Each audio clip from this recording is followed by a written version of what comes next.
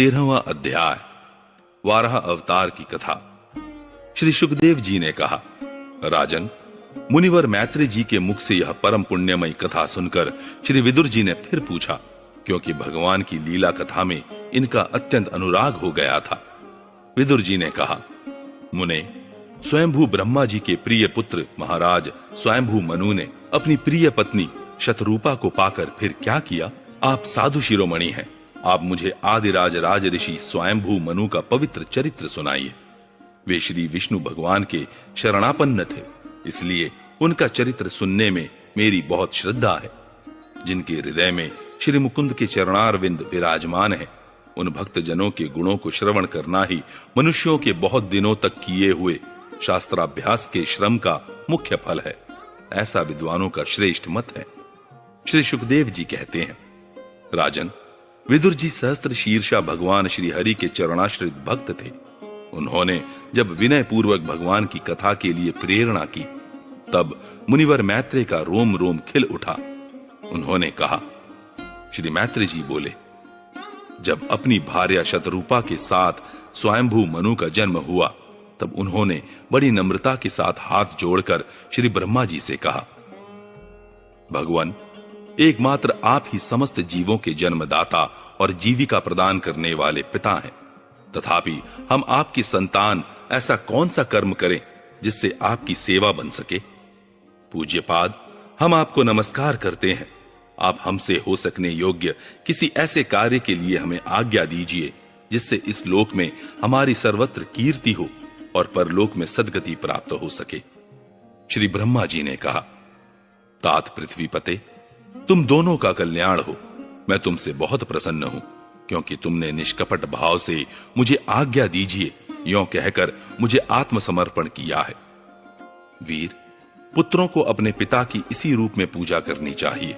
उन्हें उचित है कि दूसरों के प्रति ईर्ष्या का भाव न रखकर जहां तक बने उनकी आज्ञा का आदर पूर्वक सावधानी से पालन करें। तुम अपनी इस भार्या से अपने ही समान गुणवती संतति उत्पन्न करके धर्म पूर्वक पृथ्वी का पालन करो और यज्ञों द्वारा श्रीहरि की आराधना करो।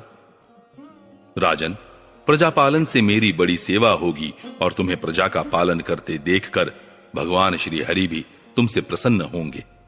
जिन पर यज्ञ मूर्ति जनार्दन भगवान प्रसन्न नहीं होते, उनका सारा श्रम व्यर्थ ही होता है, क्योंकि वे तो एक प्रकार से अपने आत्मा का ही अनादर करते हैं।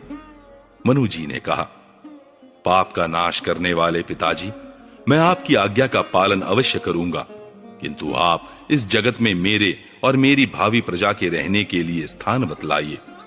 देव, सब जीवों का निवास स्थान पृथ्वी इस समय प्रलय के जल में डूबी हुई है। आप इस देवी के उद्धार का प्रयत्न कीजिए। श्री मैत्रेय जी ने कहा, पृथ्वी को इस प्रकार अथाह जल में डूबी देखकर ब्रह्मा जी बहुत देर तक मन में यह सोचते रहे कि इसे कैसे निकालूं। जिस समय मैं लोक रचना में लगा हुआ था, उस समय पृथ्वी जल में डूब जाने से रसातल को चली गई। हम लोग सृष्टि कार्य में नियुक्त हैं, अतः इसके लिए हमें क्या करना चाहिए? अब तो जिनके संकल्प मात्र से मेरा जन्म हुआ है, वे सर्वशक्तिमान श्री हरि ही मेरा यह काम पूरा करें। निष्पाप विदुर जी, ब्रह्मा जी इस प्रकार विचार कर ही रहे थे कि उनके नासा छिद्र से अकस्मात अंगूठे के बराबर आकार का एक वराह शिशु निकला। भारत, बड़े आश्चर्य की बात तो यही हुई कि आकाश में खड़ा हुआ वह वराह शिशु ब्रह्मा जी के देखते ही देखते क्षण भर में हाथी के बराबर हो गया। उस विशाल वराह मूर्ति को देखकर मरीचि आदि मुनिजन, सनकादि और स्वयंभव मनु के सहित श्री ब्रह्मा जी तरह तरह के विचार करने लगे। अहो, सूकर के रूप में आज यह कौन दिव्य प्राणी यहाँ प्रकट हुआ है? कैसा आश्चर्य है, यह अभी अभी मेरी नाक से निकला था। पहले तो यह अंगूठे के पोरुए के बराबर दिखाई देता था, किंतु एक ही क्षण में बड़ी भारी शिला के समान हो गया। अवश्य ही यज्ञ मूर्ति भगवान हम लोगों के मन को मोहित कर रहे हैं। ब्रह्मा जी और उनके पुत्र इस प्रकार सोच ही रहे थे कि भगवान यज्ञ पुरुष पर्वताकार होकर गरजने लगे। सर्वशक्तिमान श्री हरि ने अपनी गर्जना से दिशाओं को प्रतिध्वनित करके ब्रह्मा और श्रेष्ठ ब्राह्मणों को हर्ष से भर दिया। अपना खेद दूर करने वाली मायामय वराह भगवान की गुरगुराहट को सुनकर वे जनलोक, तपलोक और सत्यलोक निवासी मुनिगण तीनों वेदों के परम पवित्र मंत्रों से उनकी स्तुति करने लगे। भगवान के स्वरूप का वेदों में विस्तार से वर्णन किया गया है, अतः उन मुनीश्वरों ने जो स्तुति की उसे वेद रूप मानकर भगवान बड़े प्रसन्न हुए और एक बार फिर गरज कर देवताओं के हित के लिए गजराज की सी लीला करते हुए जल में घुस गए। पहले वे सूकर रूप भगवान पूंछ उठाकर बड़े वेग से आकाश में उछले और अपनी गर्दन के बालों को फटकार कर खुरों के आघात से बादलों को छितराने लगे। उनका शरीर बड़ा कठोर था, त्वचा पर कड़े कड़े बाल थे, दाढ़ें सफेद थी और नेत्रों से तेज निकल रहा था। उस समय उनकी बड़ी शोभा हो रही थी। भगवान स्वयं यज्ञ पुरुष हैं, तथापि सूकर रूप धारण करने के कारण अपने नाक से सूंघ सूंघ कर पृथ्वी का पता लगा रहे थे। उनकी दाढ़ें बड़ी कठोर थी।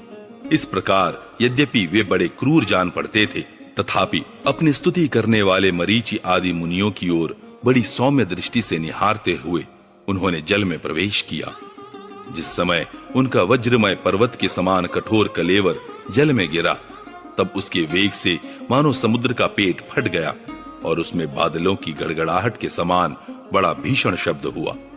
उस समय ऐसा जान पड़ता था मानो अपनी उत्ताल तरंग रूप भुजाओं को उठाकर वह बड़े आर्त स्वर से, हे यज्ञेश्वर, मेरी रक्षा करो, इस प्रकार पुकार रहे हैं। तब भगवान यज्ञ मूर्ति अपने बाण के समान पैने खुरों से जल को चीरते हुए उस अपार जलराशि के उस पार पहुंचे। वहां रसातल में उन्होंने समस्त जीवों की आश्रयभूता पृथ्वी को देखा, जिसे कल्पांत में शयन करने के लिए उद्यत श्री हरि ने स्वयं अपने ही उदर में लीन कर लिया था। फिर वे जल में डूबी हुई पृथ्वी को अपनी दाढ़ों पर लेकर रसातल से ऊपर आए। उस समय उनकी बड़ी शोभा हो रही थी। जल से बाहर आते समय उनके मार्ग में विघ्न डालने के लिए महापराक्रमी हिरण्याक्ष ने जल के भीतर ही उन पर गदा से आक्रमण किया। इससे उनका क्रोध चक्र के समान तीक्ष्ण हो गया और उन्होंने उसे लीला से ही इस प्रकार मार डाला, जैसे सिंह हाथी को मार डालता है।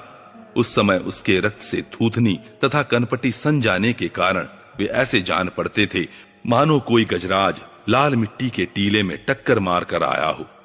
तात, जैसे गजराज अपने दांतों पर कमल पुष्प धारण कर लेते हैं, उसी प्रकार अपने सफेद दांतों की नोक पर पृथ्वी को धारण कर जल से बाहर निकले हुए तमाल के समान नील वर्ण वराह भगवान को देखकर ब्रह्मा, मरीचि आदि को निश्चय हो गया कि ये भगवान ही है। तब वे हाथ जोड़कर वेद वाक्यों से उनकी स्तुति करने लगे। ऋषियों ने कहा, भगवान अजित, आपकी जय हो, जय हो। यज्ञपते, आप अपने वेदत्रयी रूप विग्रह को फटकार रहे हैं, आपको नमस्कार है। आपके रोम कूपों में संपूर्ण यज्ञ लीन है। आपने पृथ्वी का उद्धार करने के लिए ही यह सूकर रूप धारण किया है, आपको नमस्कार है। देव, दुराचारियों को आपके इस शरीर का दर्शन होना अत्यंत कठिन है, क्योंकि यह यज्ञ रूप है। इसकी त्वचा में गायत्री आदि छंद, रोमावली में कुश, नेत्रों में घृत तथा चारों चरणों में होता, अध्वर्यु, उद्गाता और ब्रह्मा, इन चारों ऋत्विजों के कर्म है।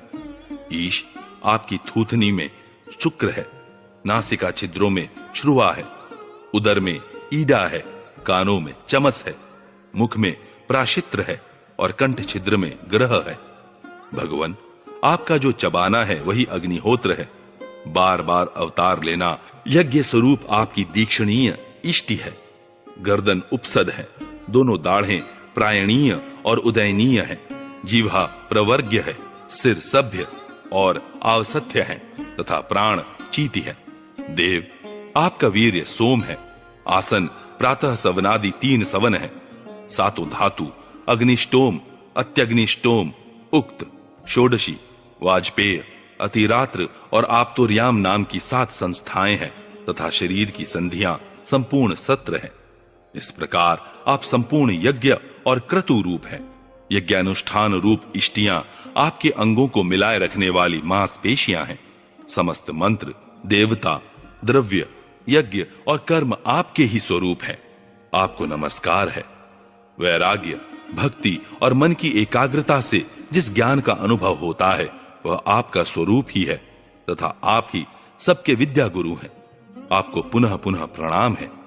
पृथ्वी को धारण करने वाले भगवान, आपकी दाढ़ों की नोक पर रखी हुई यह पर्वतादि मंडित पृथ्वी ऐसी सुशोभित हो रही है जैसे वन में से निकलकर बाहर आए हुए किसी गजराज के दांतों पर पत्र युक्त कमलिनी रखी हो। आपके दांतों पर रखे हुए भूमंडल के सहित आपका यह वेदमय वराह विग्रह ऐसा सुशोभित हो रहा है जैसे शिखरों पर छाई हुई मेघमाला से कुल पर्वत की शोभा होती है। नाथ, चराचर जीवों के सुखपूर्वक रहने के लिए आप अपनी पत्नी इन जगन्माता पृथ्वी को जल पर स्थापित कीजिए। आप जगत के पिता हैं और अरणी में अग्नि स्थापन के समान आपने इसमें धारण शक्ति रूप अपना तेज स्थापित किया है। हम आपको और इस पृथ्वी माता को प्रणाम करते हैं। प्रभु, रसातल में डूबी हुई इस पृथ्वी को निकालने का साहस आपके सिवा और कौन कर सकता था, किंतु आप तो संपूर्ण आश्रयों के आश्रय हैं। आपके लिए यह कोई आश्चर्य की बात नहीं है। आपने ही तो अपनी माया से इस अत्याश्चर्यमय विश्व की रचना की है। जब आप अपने वेदमय विग्रह को हिलाते हैं तब हमारे ऊपर आपकी गर्दन के बालों से झरती हुई शीतल जल की बूंदें गिरती हैं। ईश, उनसे भीगकर हम जनलोक, तपलोक और सत्यलोक में रहने वाले मुनिजन सर्वथा पवित्र हो जाते हैं। जो पुरुष आपके कर्मों का पार पाना चाहता है, अवश्य ही उसकी बुद्धि नष्ट हो गई है, क्योंकि आपके कर्मों का कोई पार ही नहीं है। आपकी ही योग माया के सत्वादि गुणों से यह सारा जगत मोहित हो रहा है। भगवान, आप इसका कल्याण कीजिए। श्री मैत्री जी कहते हैं, विदुर जी, उन ब्रह्मवादी मुनियों के इस प्रकार स्तुति करने पर सबकी रक्षा करने वाले वराह भगवान ने अपने खुरों से जल को स्तंभित कर उस पर पृथ्वी को स्थापित कर दिया। इस प्रकार रसातल से लीला पूर्वक लाई हुई पृथ्वी को जल पर रखकर वे विश्वक्सेन प्रजापति भगवान श्री हरि अंतर्धान हो गए। विदुर जी, भगवान के लीलामय चरित्र अत्यंत कीर्तनीय है और उनमें लगी हुई बुद्धि सब प्रकार के पाप तापों को दूर कर देती है। जो पुरुष उनकी इस मंगलमयी मंजुल कथा को भक्ति भाव से सुनता या सुनाता है, उसके प्रति भक्त वत्सल भगवान अंतस्थल से बहुत शीघ्र प्रसन्न हो जाते हैं। भगवान तो सभी कामनाओं को पूर्ण करने में समर्थ हैं। उनके प्रसन्न होने पर संसार में क्या दुर्लभ है, किंतु उन तुच्छ कामनाओं की आवश्यकता ही क्या है। जो लोग उनका अनन्य भाव से भजन करते हैं, उन्हें तो वे अंतर्यामी परमात्मा स्वयं अपना परम पद ही दे देते हैं। अरे, संसार में पशुओं को छोड़कर अपने पुरुषार्थ का सार जानने वाला ऐसा कौन पुरुष होगा जो आवागमन से छुड़ा देने वाली भगवान की प्राचीन कथाओं में से किसी भी अमृतमयी कथा का अपने कर्णपुटों से एक बार पान करके फिर उनकी ओर से मन हटा लेगा।